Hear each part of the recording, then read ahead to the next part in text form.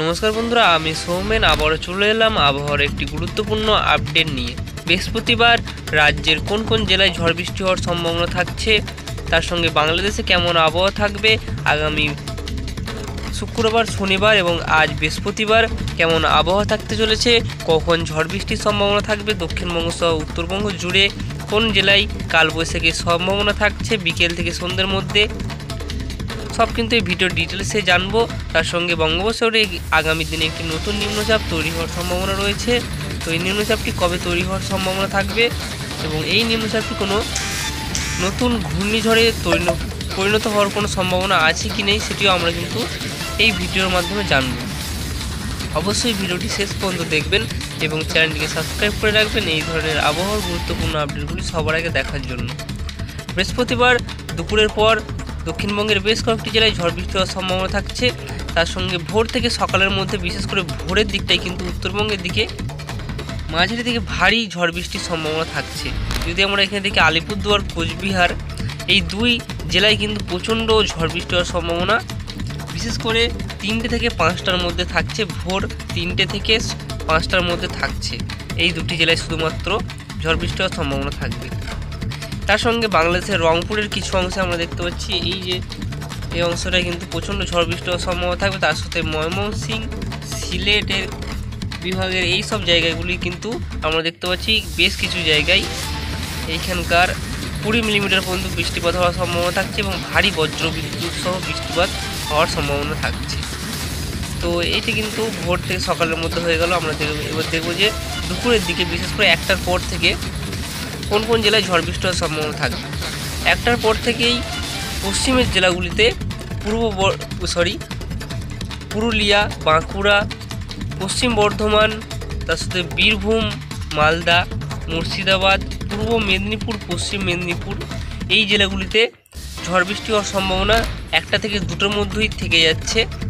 এই জেলাগুলিতে কিন্তু 1টা থেকে 2টোর মধ্যেই ঝড় বৃষ্টি আরম্ভ হয়ে যাওয়ার সম্ভাবনা থাকছে।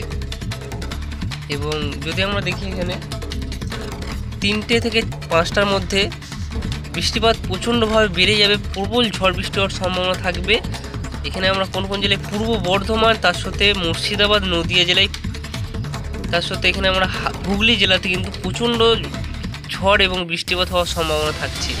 এখানে কিন্তু প্রবল বজ্র বিদ্যুৎ সহ, ভারী বজ্র বিদ্যুৎ সহ কিছু জায়গায় 41 মিলিমিটার পর্যন্ত বৃষ্টিপাতের সম্ভাবনা থাকছে। ভারী বজ্রপাত, তার সঙ্গে 40 মিলিমিটার থেকে 41 মিলিমিটার পর্যন্ত বৃষ্টিপাত হওয়ার সম্ভাবনা থাকছে।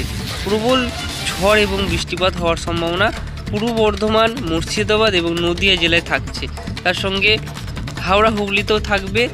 এদিকেও কিন্তু খড়গপুরে, তার সঙ্গে বাঁকুড়া, এই জায়গাগুলিতেও কিন্তু প্রচণ্ডভাবে ঝড় বৃষ্টি বেড়ে যাবে। পশ্চিম বর্ধমানে প্রবল ঝড় বৃষ্টি হওয়ার সম্ভাবনা বিকেল থেকে সন্ধ্যের মধ্যে থাকছে, প্রচণ্ড ঝড় বৃষ্টির সম্ভাবনা।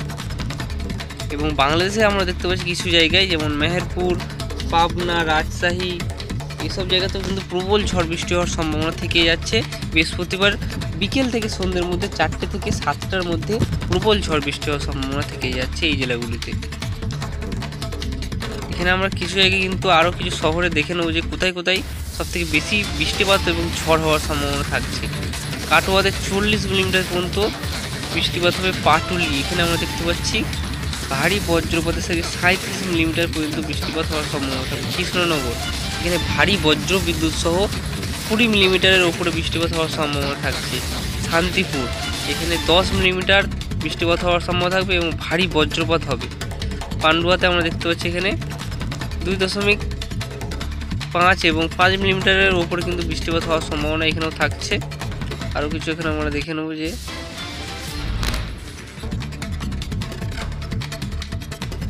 এবং মেমারিতে এখানে আমরা দেখতে পাচ্ছি যে 5 মিলিমিটার থেকে 6 মিলিমিটার পর্যন্ত বৃষ্টিপাত হওয়ার সম্ভাবনা থাকছে। এখানে কানলাতে 7 মিলিমিটারের উপরে বৃষ্টিপাত হওয়ার সম্ভাবনা থেকে যাচ্ছে। এরকম কিন্তু বৃষ্টিপাত হওয়ার সম্ভাবনা থাকবে পশ্চিমবঙ্গের বিভিন্ন শহরে এবং বিভিন্ন জেলাতে।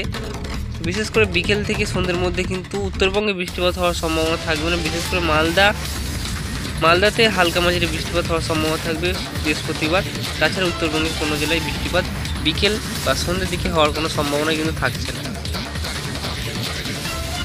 তো যদি আমরা শুক্রবারে যাই, শুক্রবারও এইরকমই আবহাওয়া থাকবে।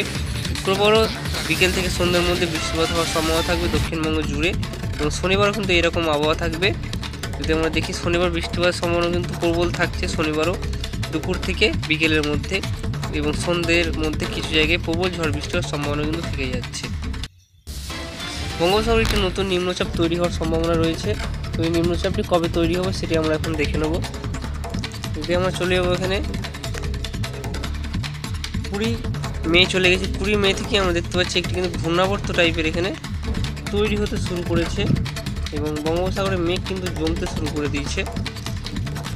তার সঙ্গে বুধবার যদি আমরা এগোই, এখানে বুধবার 21শে মে আমরা চলে গেছি। 21শে মে কিন্তু নিম্নচাপে সেই গভীর নিম্নচাপে পরিণত হওয়ার কোনো সম্ভাবনাই আমরা দেখতে পাচ্ছি না। এই নিম্নচাপের ফলে কিন্তু বৃষ্টিপাত হবে, হালকা মাঝারি বৃষ্টিপাত হবে, কিন্তু কোনো ঘূর্ণিঝড়ে পরিণত হওয়ার সম্ভাবনা এই মুহূর্তে আমরা এই নিম্নচাপটি এই মুহূর্তে যে আপডেট রয়েছে সেটি কিন্তু আমরা দেখতে পাচ্ছি না যে কোনো ঘূর্ণিঝড়ে পরিণত হওয়ার কোনো সম্ভাবনা কিন্তু থাকছে না। বন্ধুরা, এই নিম্নচাপটি যদি কোনো বড় আপডেট আসে অবশ্যই এই চ্যানেলে আপনারা সর্বপ্রথম পেয়ে যাবেন। তো অবশ্যই চ্যানেলটি সাবস্ক্রাইব করে রাখবেন এই ধরনের আবার গুরুত্বপূর্ণ আপডেটগুলি সবার আগে দেখার জন্য। ধন্যবাদ বন্ধুটি শেষ পর্যন্ত ভিডিওটি দেখে নিন যারা।